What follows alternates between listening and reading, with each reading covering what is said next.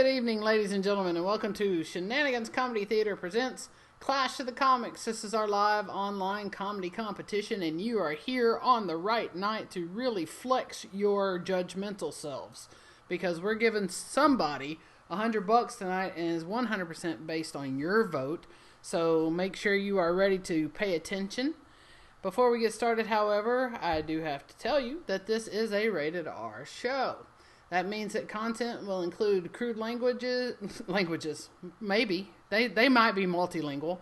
Anyway, crude language, adult themes, and drug references. This is intended for mature audiences only. So if that's not you, see yourself to the door right now. Please note that the views and opinions expressed in this broadcast do not reflect or represent those of Shenanigans Comedy Theater. I mean, they might, but you don't know which ones, so don't make assumptions, okay? About Shenanigans, we are a 501c3 nonprofit organization, which translates to we are broke as shit. So, that means we could really appreciate your support if you have a few bucks to throw our way. For one, we're giving $100 away to a comic tonight, so that's going to help them, but depletes our sources a bit. So, if you have a couple of bucks to throw our way, there are some ways that you can do that on the screen. The link and that information has also been posted in the description of this video. Now then, as I was saying before, this is a contest. It is 100% determined by your vote, so get ready to be judgmental AF. Along those lines, I'm going to try not to be judgmental because I'm your host. I'm Kimberly Wilson. Hello, everybody. And I am happy to be here. I am super happy with the people that are on the lineup tonight because they are very funny. We have people from the following locations that will be joining us tonight: Augusta, Georgia; Chicago, Illinois; Madison, Alabama; Baltimore, Maryland; Decatur, Alabama; and Los Angeles, California. Woo! So, that's a whole bunch of funny mofos that y'all gonna get to hear and judge. So, get ready. Now, all that being said, I'm going to go to the funny mofo from Augusta, Georgia. Welcome, Ira Clayborne, everybody. Hey, Ira. Woo-hoo. Hi. Hey. Hey, girl, hey. Girl, hey. Right. Ira, we're about to get you started, but before I actually do start your time, I'm going to let the audience know that each comic in their initial set will get a 5-minute set. And if they go over their time by more than 15 seconds, I will be the rude ass that cuts them off. So if that happens, know that it's the comic's fault and not mine. And that there is no ill will. I'm just trying to be fair because, hell, it's a contest, and $100 is $100, especially in this day and age. So, Amen. Well, all that being said, Ira, do you have any questions, comments, or concerns before we get you started? Can you hear me now? I can hear you now. Nice. All right. Ready? Then your 5 minutes start now, ma'am. Hey, y'all. My name is Ira Clayborne, and I'm from Augusta, Georgia. I guess my hype button doesn't want... There it goes. A little beeping up for myself. If you think I really talk like this, you're fucked up. Only most people sound like that here. It is as miserable as you would expect for it to be Augusta, Georgia, especially for someone who looks like me. Thoughts and prayers aren't really enough anymore. Like, send help. Send money if you can, but for me, that would be better. I need to escape. También puedo hablar en español y van a pensar que soy Latina. Y'all are racially stereotyping all types of shit about me, and I am ethnically ambiguous as fuck. Also sexually ambiguous. Even my name, Ira Clayborne. I asked my mom why, and she said, I named you after a gay Jewish man. She got 1 out of 3 right. I think we can all one. I'm gay. I actually prefer to go by the term gay asterisk. Asterisk, sorry, read down. Mine would say mostly gay, loves women, but will deviate for dick whenever you live in Augusta, Georgia, and you've dated all 3 of the lesbians here at the same time. Choosy dykes, choose dick is all I'm saying. Also, send help. All right, let me put it for you a different way. This helps dudes a lot, okay? So, this is what I'm looking for. Old Spice Wilderness with lavender. Whoever the fuck would wear that is for me, okay? If there's a man out there that would wear that, like, call me. They would have a one-way ticket to Ira Land, feel me? But also, ladies, it smells so good. I'm wearing it right now. You should too, and definitely call me. That's my type. I've known I was gay for a super long time. I couldn't decide if I wanted to be or do the Pink Ranger, feel me? I also like Miss Honey from Matilda and Lois Lane. I don't know why they're all like superhero affiliates, but I guess that's my type. I've been a ladies' man since the first grade. My mom made me take a cigar box to school instead of a pencil, like a plastic pencil holder. I was embarrassed, but like, guys, that's actually pimping as fuck. My first grade teacher actually asked me out to the movies. We saw Hercules. I don't know if it was like my good looks or my charm or like my incredible first grade intellect that made her like ask me out, but maybe it was the cigar box. She picked me up because I couldn't drive yet, right? And we went to see the movie. I cried when we got home because I knew that was the last time my mom would approve of a woman ever taking me on a date. At a young age, I asked her, like, Mom, what would you do if I were gay? And she said, do you want to eat pussy for the rest of your life? Which is kind of the definition of being a lesbian for sure. But I just went back to the closet and steady marinated, for years, gaining strength. I kept on with the teacher crushes. I wanted to hang out with them. I was, like, enamored by them, even when I was homeschooled. Oh, my God, you might be panicking, thinking, did that bitch say homeschooled? Is she incest? No, my mom even outsourced the school part of the homeschool experience and the emotional support part. It's probably for the best. Look, so she would drop me off really early. I would sit in the car with this one teacher, like, smell her coffee, look at her hair. Like, am I gay, or do I just need a mother figure? I don't know. I can't get from that joke. I've been married. I know, crazy. The best part of our marriage was definitely the Nespresso machine we got for a wedding present. It kept me getting up every day. If you can't guess from all of this, I'm not married anymore. I married my professor, which is like the penultimate of this teacher fantasy shit that I apparently have going on. It's definitely some fantasy for somebody, but it didn't work out for me. She was a know-it-all because she's a teacher. No offense. And I clearly have mommy issues, a lot of them, or issues with authority. But I made it out on top. Don't worry, y'all. This is the only time I was ever on top in the relationship. I changed the score on ratemyprofessor.com. Meow. Teachers. Couldn't decide if I wanted to be one or do one, so I did both. That's right. I am a teacher. Clap it up. The teacher shortage is that bad, even in the South, that I get a job as a teacher. Thank you. So I hosted a Zoom comedy show the other day. For a school I did in New York. It had to be clean, so obviously none of my material worked. None of it, zeros. I had to get friends. It still turned out dirty because I did the Old Spice. Somebody flushed the toilet, even though I warned them about that. My co-teacher told everyone that I farted on a student, which I did. I couldn't get fired because I'm not orange anymore. But it's the only time in my life that I got to say, okay, kids, if you can, get in a quiet space and turn your mics on and your cameras on, and you don't get fired. Like, it was really great. It was a lot of, I did, like, peer pressure them, turn them on, that sounds weird. Turn the cameras on and mics, so that the comics would have feedback, and then the only thing I had to worry about was the threat of Zoom bombing at comedy, or, showing your privates. So my name's Ira Clayborne, and I need help, so vote for me. Thank you very much. Ira Clayborne, everybody, with her very own hype button. Whoop, whoop. All right, and now we're going to go to Chicago and check in with Matt Loxley. Hey, Matt, how are you? Hey, Kimberly, I'm doing great. That sounded not at all convincing, but that's all right. Do you have any questions, comments, or concerns? Nope, I'm ready. All right, well, your 5 minutes start now. One thing that's been really great about quarantine for me as a gay man is that we have to wear masks everywhere. And so now when I walk down the street, nobody can catch me lip syncing Martina McBride. Good safety measure. And I moved to Chicago because I wanted a big gay community, because I come from a real small Ohio farm town, like the kind that you would only know the name of if you read articles about fentanyl. Like, to put it in perspective, my dad is a literal farmer. But we actually got closer after I came out of the closet because he always wants to talk about his fields, and now I know what it's like to be plowed and seeded. So I lied a little bit there, not about the sex, don't worry, but my dad is not like a real farmer. It's more so that when I was 9, he started having a crisis about the importance of owning land, and he bought 11 acres in the middle of the woods before we had enough money to build a house there. So we had a field, and we continued to live in an apartment, and we would drive there on the weekends and build campfires and sleep in tents like we were colonists defending our stolen land from the Native Americans. And once we finally settled it, we didn't actually plant crops. We had, on 11 acres, we had a 20 by 20 foot patch of pumpkins and seasonal squash. That's not a farm. That's like a 4th grade community garden in October. My dad had the gall to be talking to the neighbors like, yeah, this is a rough year, ain't it? And I'm like, Dad, we grow just enough to take pictures in front of to put on Facebook. We are not a part of this community.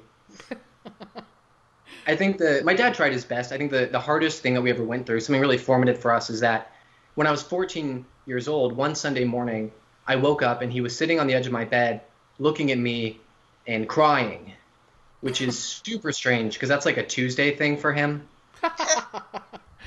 And I'm a 14-year-old boy in the morning, so I have morning wood. And I won't lie to y'all and be like, oh, I've got a 10-inch dick, but there is very clearly a dent in the duvet. And this sucked because I had just woken up from what was undoubtedly a bareback sex dream starring Blaine from Glee. And all of a sudden I'm staring at my father with tears just running down his face. So I just went from wet cheeks to wet cheeks. And I reached down into my pants to tuck my dick into my waistband. That is what they're for. And right as I grabbed my shaft, my dad said, your stepbrother killed himself last night. Oh, man. And I don't know if any of y'all have ever held your erect penis when you learned about a suicide. You know, on the one hand, I wasn't hard anymore. On the other hand, I might never be hard again. Like, Matt, where do you think your intimacy issues come from? I think I know. I'm pretty sure it was that time when I was 14 and I had a real bad boner. And no matter what I do 10 years later, I will not come unless you are sitting on the edge of a toilet, cradling a gun in your lap and talking about your son. Oh, damn. And you know, that sucks, but like, that's nobody's fault. The universe just like conspired to put my dad and I in the worst possible father-son bonding scenario and just like Pavlov dogged my dick to the concept of death. That association is not my dad's fault. But luckily, I can also come if you call me a faggot. Oh, Lord. Now, that one is my dad's fault. The week after the suicide at the funeral, one of the aunts pulled me aside and she was like, you know, this just goes to show how stressful it is to be a doctor, because he was studying for the dental licensing exam. I was like, he wasn't a doctor. Like, I'm not diminishing, but let's not be the park ranger asking for a military discount. All right, thanks, everybody. Thanks for tuning in. Hey, Matt Loxley, everybody. Woo-woo.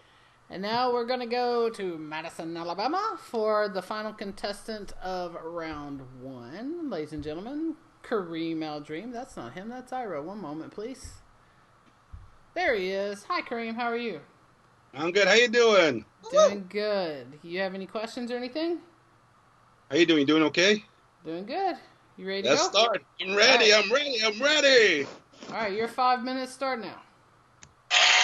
Thank you, everybody. Thank you. Thank you. Thank you. Thank you. Our crowd. Thank you. Thank you. Sit down. Thank you. Thank you.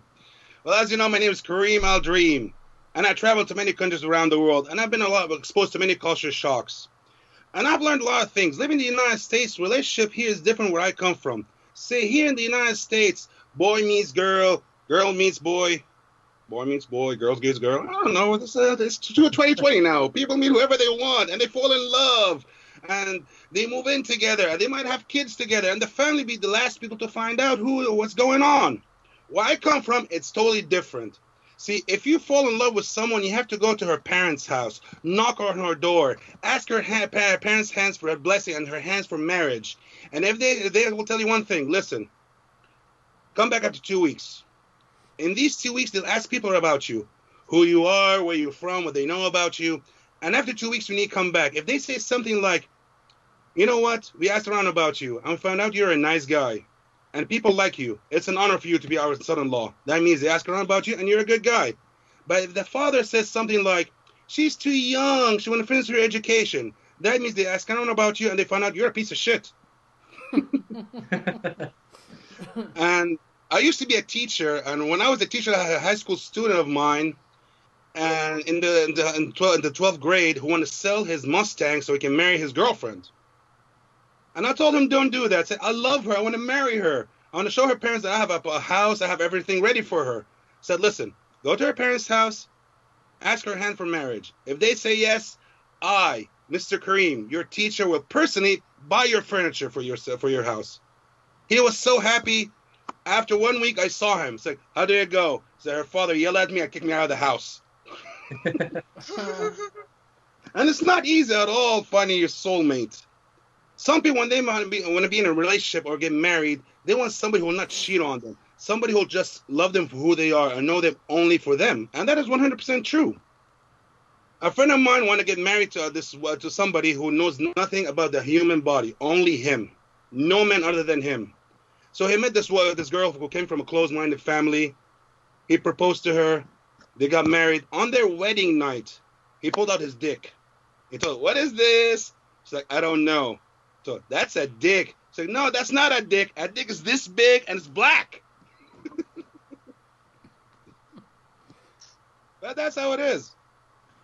I came to the United States and so on September 11. On September 28, I got married to my wife. And she's white, actually, and she has 6 dogs. Now, I never lived with dogs before. But when me and her moved in together, I told her one of my rules. One of my rules was this: no dogs on the bed. Ooh, she got angry with me, and her had a big argument about it.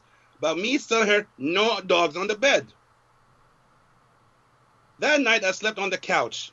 And she had a big white Great Dane, and that dog keeps poking me when I'm asleep on the couch on my back with her wet nose all night long.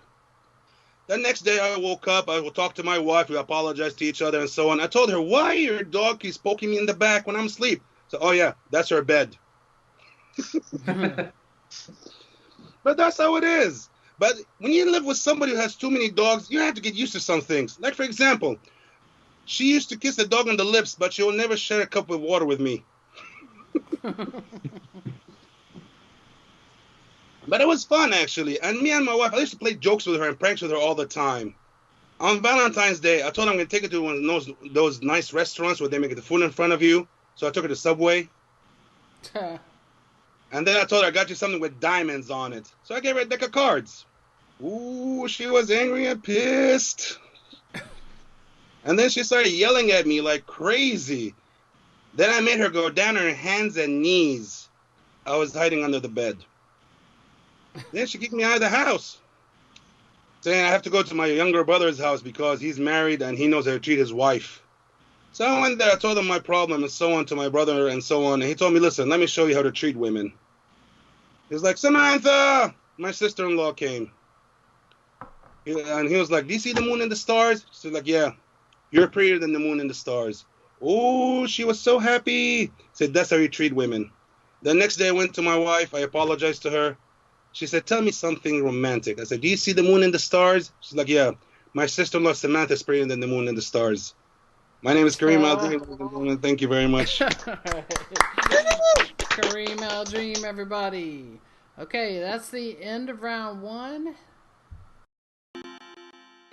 And now it's time to vote. So if you will notice on the slide in front of you, there is a QR code. So if you are watching and voting on separate devices, that's one way to do it.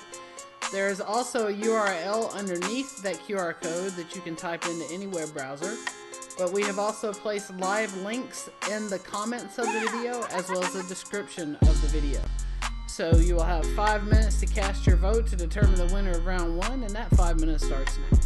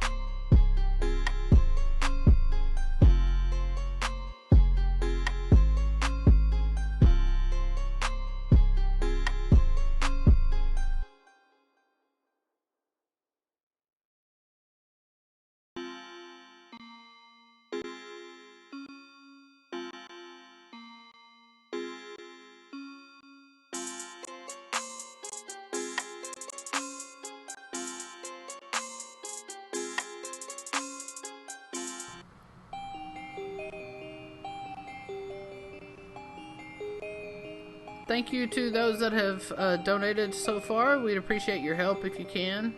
Don't forget we are a non-profit and we're paying out $100 tonight. So if you can do a few bucks, we sure would appreciate it.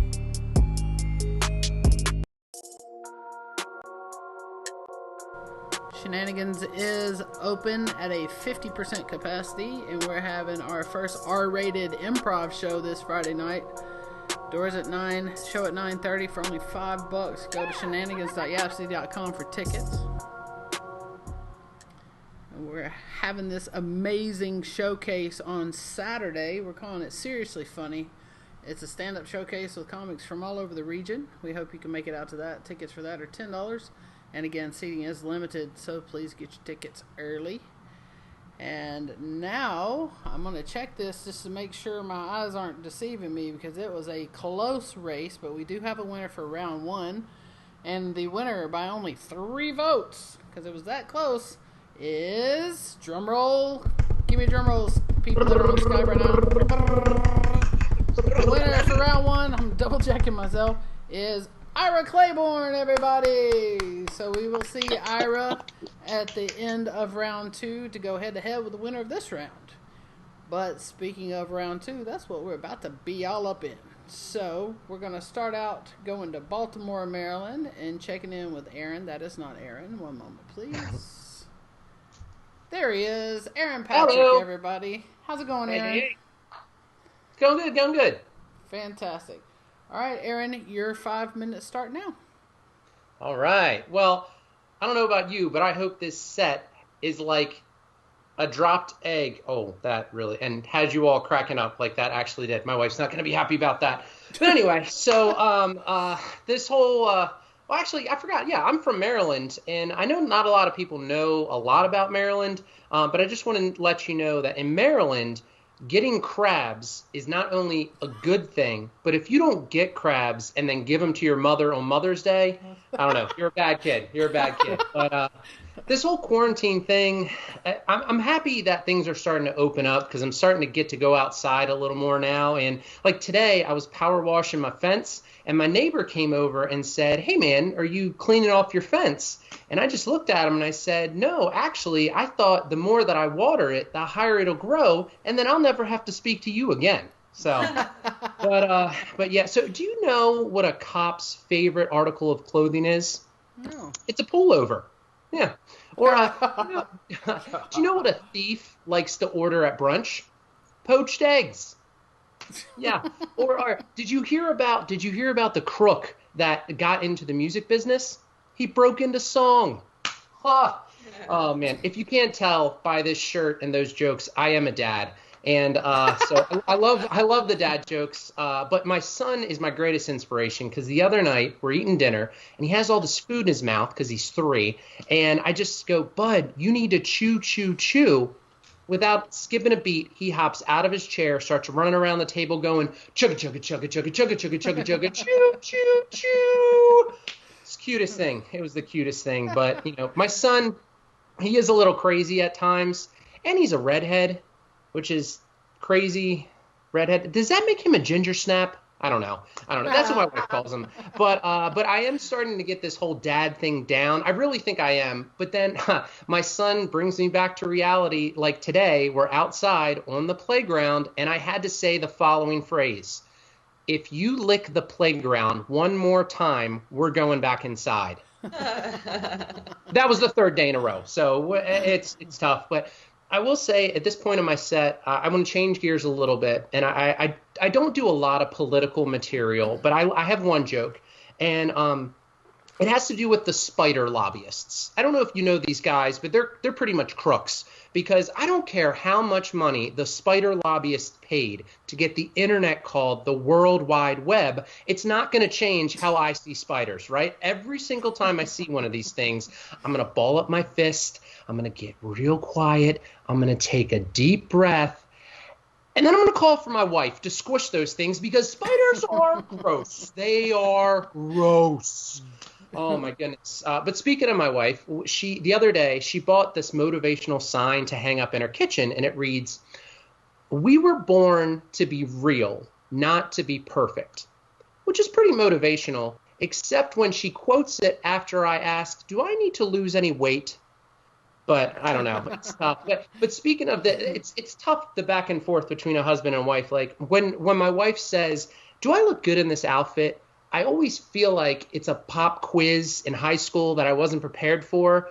But I have a trick. I talked to my buddy Enrique, and he told me, no matter what, just go with C. So, yeah, like C, yes, got it. Okay.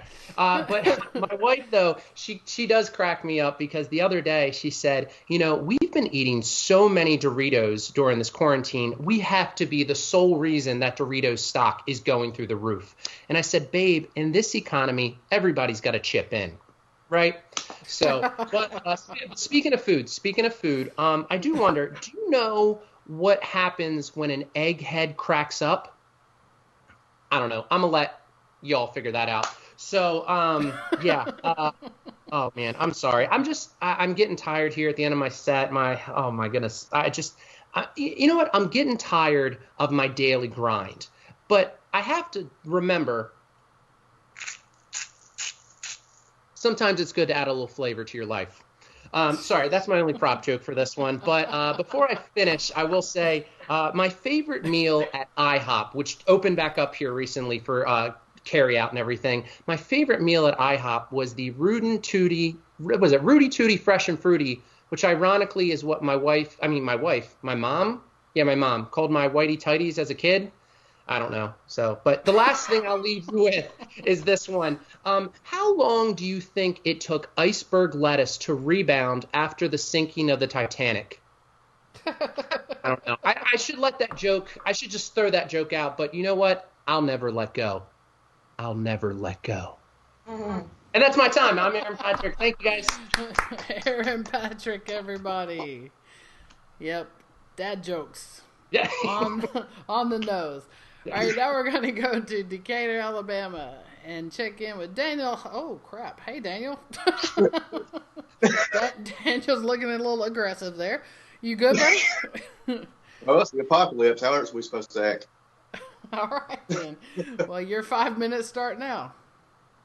Okay. Good evening, ladies and gentlemen. My name is Daniel Hardin, but you can call me Negan. And just so the other comics know, half your votes are mine, so sorry, I don't make the rules. Man, but this whole quarantine thing's been crazy. Things are just now starting to open up, but it's had me a little off my game, especially my dating game. Prior to the quarantine, I had started dating this new woman. We got along really good. She was super funny. We had similar interests. I just found myself every day asking one question. What's wrong with her? But we continued talking, and she informed me she was an avid runner. So I try not to hold things like that against people because, one, it's not nice to judge. And then, two, that joke's already been done, so I had to hold out for something else. Instead, I waited till the next night over dinner when she proceeded to tell me that she thought string cheese was better than nacho cheese. Because that's crazy. There's a fine line between regular crazy and axe murder crazy. And that's it. So I'm back to online dating, and to be honest, I'm just not that good with it. I feel like I don't send out the right message. I feel like I'm not as tough as I look. Like my profile picture is me at the gym. So you think, oh, he must take good care of himself, probably pretty strong. But then in the first line, it says, you must be required to kill the spiders. I had a yeah, I don't fuck with spiders either, man. I feel you. But the other day I had a new situation happen.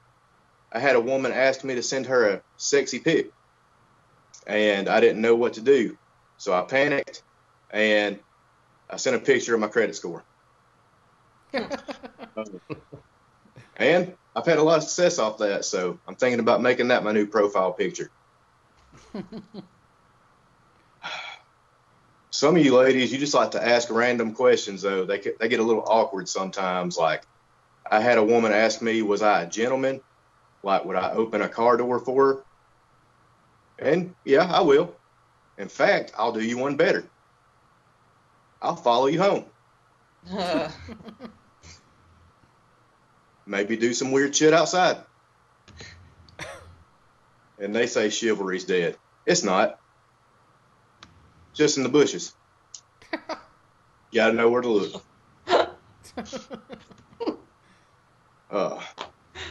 Then again, recently I was asked, am I into anything weird in the bedroom?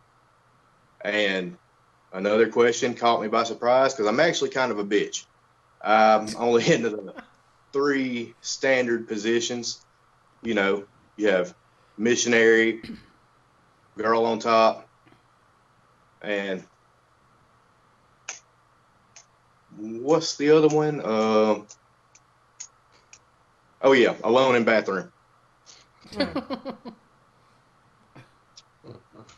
Another problem I have, I think you ladies send out a little too many emojis. So sometimes I have a little difficulty following where this conversation's going. Like, I had a woman send me a message that said, let's go get coffee, and maybe I won't end up in your basement later. LOL, JK, rainbow, unicorn, pirate. So I don't know what that code was supposed to mean, but guess who knows what the inside of my basement looks like. Not her, she's dead. Oh, dang. But yeah, seriously, this is my last one. Been kind of on a low point lately. Like, have you ever went to a date, got catfished, but then stayed? I just had some random guy come up to the table, sit down in front of me and go, hey. And he was like, hey, it's me, Sweet Pea 67. But he's a nice guy. He's a program developer. I'll probably see him next weekend. That's my time. Bye. Take care. Daniel Hardin, everybody. And now for the final comic of round 2, we're going to go to the West Coast and check in with Amy P. That's Erin. We know Erin. Hi, Erin. Hi. Hi. There's Amy. Hey, Amy. How's it going? Hi, I'm good. How are you? Just peachy. Thanks for asking. You good to go? I'm good to go. All right. Your time starts now. All right, thanks. Hey, Daniel, I online dated before I got married like 1,000 years ago, so Tinder didn't even exist. But I remember this one guy who messaged me, and he only had photos of himself in the bathroom, like only bathroom selfies. And I was just like, I don't even know who goes for that kind of person, but it's not me. So please stop messaging me. It was so weird. So I don't envy you. I've reached the quarantine point where I'm yelling at the virtual yoga instructor and 2 of my cats are on Prozac. And I'm looking back at photos from the beginning with all this nostalgia, like, oh my God, look how young we were. Look how short my hair was. Like, this has to end soon. The alcohol industry is apparently tanking because festivals and events aren't happening. So, like, all of us need to chip in and do our part now, okay? Like, not all heroes wear capes. Some of us are just perpetually hungover. This whole mask thing, like, wearing a mask is not about rights, okay? It's human decency. I wear a mask and I don't like other people, all right? I don't necessarily want them to die unless they're the guy in Costco that's yelling at a clerk in a mask about how it's their right not to wear a mask, and then that guy can get hit by a bus. Plus, it's fun. It's like everybody looks like an old-timey bank robber, you know? Like, everybody's wearing bandanas and these, like, super bougie, you know, masks. I've got one that's from The Wizard of Oz, and my husband especially looks like a bank robber. Like, he looks like a Disney villain anyway, but with the mask, he looks like he just knocked off a stagecoach. It's amazing. I appreciate that churches want to like open back up and do the worship stuff, but the argument that like God is going to protect you, it's like, I think you guys skipped a book, because I was raised Catholic, and I know that like the New Testament God is all like, you know, shiny and rainbows and like the genie from Aladdin, but the Old Testament guy, he says stuff like vengeance is mine. Okay, he sounds like a diehard villain. People were getting stoned, like children were just be stoned if they were rebellious, if they cursed at their parents. People were to be stoned if they had premarital sex. Like, there's a lot of smiting in the Old Testament. And by the way, most of the smiting that goes on in the Old Testament is done to women, children, and animals, so you know that was written by a bunch of dudes. Scientists are saying that there are some Southern Asian countries like Thailand, and that's the only Southern Asian country I know, are having a low incidence of coronavirus because they do nasal irrigation. So I've started doing this, and if you don't know what nasal irrigation is, it's exactly like drowning without any of the fun of swimming. And it feels like you're waterboarding yourself, seriously. I just can't. And I was thinking about how it's like weird how when people drown, like that day started off great in most cases. Like, it's going to be a fun day, we're going to be, and then it just goes to shit immediately. I'm really terrible at taking compliments. I realized this over the last week when, you know, we were doing this whole thing and people were very nice to me. And somebody pays me a compliment. I'm like, what, do you want something from me? Like, what do I have to do to get you to stop being nice to me? Like, anything, I will do anything you want if you just stop saying nice things to me. Like, I can't do it. Because 2020 has been this dumpster fire of a year, we've had some home issues. And first it was rats in our attic. Oh. And I called an exterminator, but I'm a Gen X, and I've seen the movie The Secret of NIMH like 197 times. And if you don't know what this movie is, okay, it's about rats that were made super smart by the government and then like released into the wild. It's one of those movies like The Dark Crystal and Watership Down that we probably shouldn't have been watching as children, but like it was the 80s, so what did they know? Anybody was allowed to do anything to their kids. And the exterminator is like putting in traps, and I'm like, but what about Mrs. Brisby and Timmy and Nicodemus? He's an oracle. He has all the secrets of the universe. He's going to save us from this horrible coronavirus. And now, unfortunately, it's black widows. They are everywhere in my backyard. And like, not the fun Scarlett Johansson kind. The kind that really... that's my time. Thank you, guys. Amy P, everybody. Okay, it is now time to do your civic duty once again. There's the lovely voting slide in front of you. Again, you have a QR code, you have a URL underneath. I just put the round 2 voting link back into the comments of this video, and it's also in the description of the video. So hopefully you can find your way to vote, and the voting period starts now.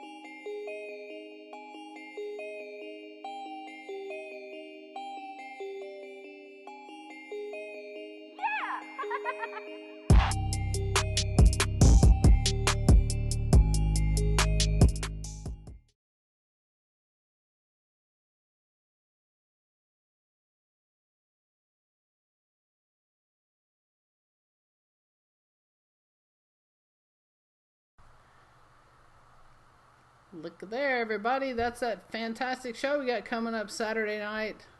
And then also late Saturday night, we're having our first drag show here at Shenanigans. And we are doing it in a very conscious, socially distant kind of way. We're setting up tip areas for the performers, as well as allowing you to tip electronically, trying to keep everybody safe. So you can get your tickets to that as well. We have a winner for round 2, so I need to hear everybody's drum roll. I'm not hearing any drum rolls. I think it's just the winner for round 2 is Amy P. Everybody, woo, Amy P. So you'll be hearing another 3-minute set from her momentarily. But first, we go back to the winner from round 1 and check in. There's Ira. Welcome back, Ira. I don't hear you, Ira. I think you're muted. Big money here. There you go. All right. There she is. Good Lord help us. Lord help us. Get through these next 3 minutes. Amen. Are you good now? I think so. Y'all can still hear me? Yes, ma'am. Your 3 minutes start now. Cool. So, I just wanted to show you guys this because I forgot earlier. It was the Pink Ranger. I fled to a women's college as fast as I fucking could. Went to Mount Holyoke. Ow, ow, ow. As all of the ones that look like me do. Going to women's college was for a closeted lesbian from the South, like a kid in a candy shop. But not just any candy shop, Wonkaland. And the kid just miraculously was cured of childhood diabetes. That's how it felt for me. I realized that I was gay because of the church. I went to a non-denominational church, which in the South translates to fruity as fuck. The main 3 things that I learned is that youth group was rife with sexual tension, because God doesn't want you to have sex. So that means that there was like lots of touching and butt stuff. Sunday church with adults was basically the same thing. It was like handsy, mature youth group, right? And the more you sin, the more you win. Ow! Because they pray for you. They lay hands on you. Fruity church, right? So if you were a cunning, emergent lesbian like me, you went up for prayer a lot because you sinned a lot. And you chose a target prayer space really wisely to be in between the milfs and the dilts, the daughters, I'd like to put, right? They might have been praying the gay away, but I was praying gay okay. I know God is into symbolism because I went on a missions trip out of town and I got on the wrong bus to the wrong location because I was talking to this really cute girl. The Christians were super worried about where I was, that I was lost, which I was from their cause. Anyway, I left the church after this really powerful sermon about homosexuality. They were calling people up for prayer, to cure it, which I usually liked. I felt my body get up, didn't know where I was going, to the Lord or to the door. I started out of there because the only choices were, I don't know, it was rampant with homophobia, and the only people up there praying were men, so whatever, I had to leave. I'm just saying that gays and Christians have way more in common than you think. We all like Chick-fil-A secretly. We're all sinners. And we all have strong opinions on sodomy. They just happen to be different. Change the way you think, motherfuckers. Change it. If gays have to avoid Chick-fil-A, though, I think straights should have to avoid somewhere. Like equal opportunity heterosexual discrimination. My proposal is Broadway. I think that there should at minimum be straight harassment at Broadway for these motherfuckers, just so they know what it feels like. I know my Broadway brethren agree with me because 95% of them, survey says, are gay. That's right. Tivas are universal mating calls for lesbians under 50/everywhere. I'm looking for a sponsorship, so Tiva and also Old Spice call me. Dads and lesbians have more in common than you think. We love strappy sandals and other strap-on things. Fanny pack, don't be a perv. We wear cargo shorts, sweater vests, and when it comes down to it, we gotta date moms. I'm trying to transition from fuckboy to father. It's not going well because I'm quarantingle and not ready to mingle at COVID-19. I believe that's my time. Vote for Ira Clayborne because I need to escape. Hearts and stars. Peace be with you. And also with me. And also with you. Ira Clayborne, everybody. And now we're going to our round 2 winner. Welcome back, Amy P. Hey, Amy. Hello. Congratulations. Thank you. Nice set, Ira. Thank you, baby. You're amazing. Oh, I feel the love. Are you good to go, Amy? Yes, I'm good to go. All right, your 3 minutes start now. I was kind of uppity child.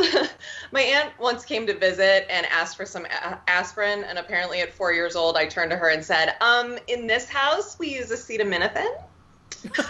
And I think someone should have slapped me back then, because it would have saved me a lot of uncomfortable know-it-all moments in my childhood and in my adulthood. I'm selling something on Craigslist right now, and the amount of people that send me these lowball, like ridiculously lowball offers and then follow up with, please consider this because I really want it, and that's all I'm willing to spend, is getting super absurd. Like, that's not a negotiation tactic.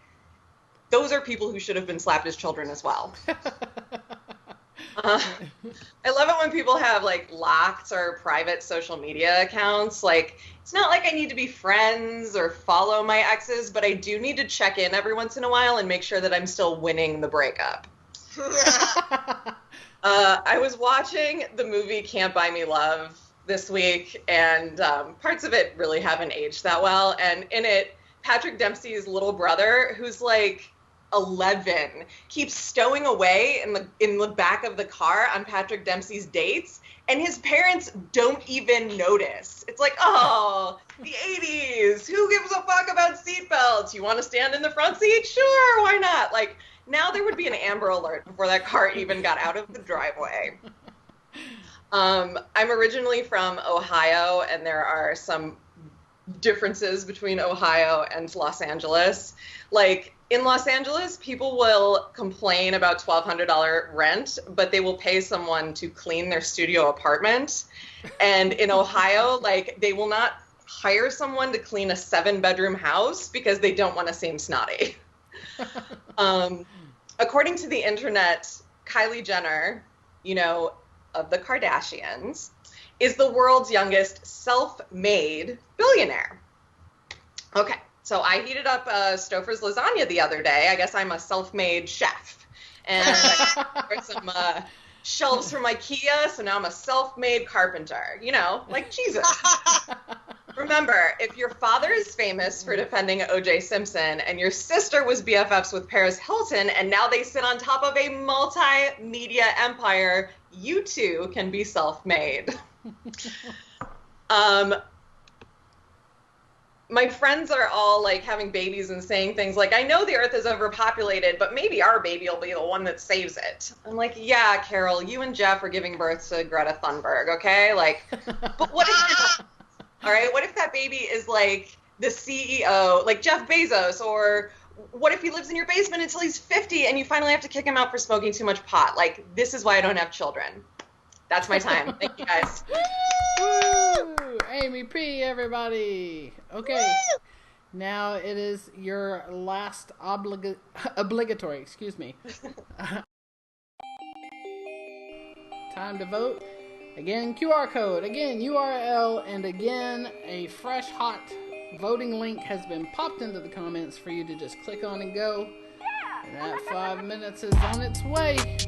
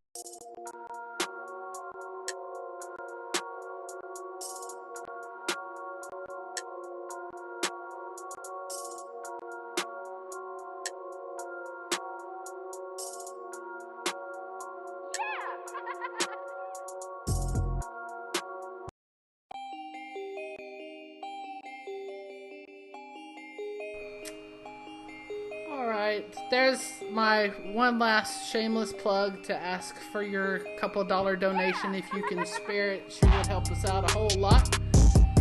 But despite all that, we're about to give away $100 to somebody. And it's all because of you lovely people that have tuned in tonight to vote and to watch and to laugh and to be part of all of this, as well as the last 6 shows to get us here. So thank you so much for doing that. If you have anyone, comics and audience members that you think should have seen this show but didn't have an opportunity, please go to the Shenanigans Comedy Theater YouTube channel. We archive all of our shows there, and this one will actually be uploaded as soon as the show's over. So give it about an hour, and it'll be accessible there as well. We'd love it if you like and subscribe to our YouTube channel. Now, with all that being said, the voting is over. Ladies, give me one more drum roll. And the winner of Phase 2 of Clash of the Comics is Ira Clayborne, everybody! Give it up for Ira Clayborne. Let's cut back to Ira. Ira, congratulations, ma'am. Thanks, guys. Oh, the Pink Ranger. I'm not going to ask why you have that in your room, but anyway. Y'all give it up. I know, it's creepy. Give it up for Amy and follow her because women rock this shit and she is a bad bitch. So ain't nobody a winner other than the ladies. Hey. The ladies. All right. Well, ladies and gentlemen, that is it for our show. Thank you to all the comics. Thank you guys, also everyone that tuned in tonight. And we sure do appreciate your love and support. I hope everybody has a fantastic rest of your week. Thank you, everybody.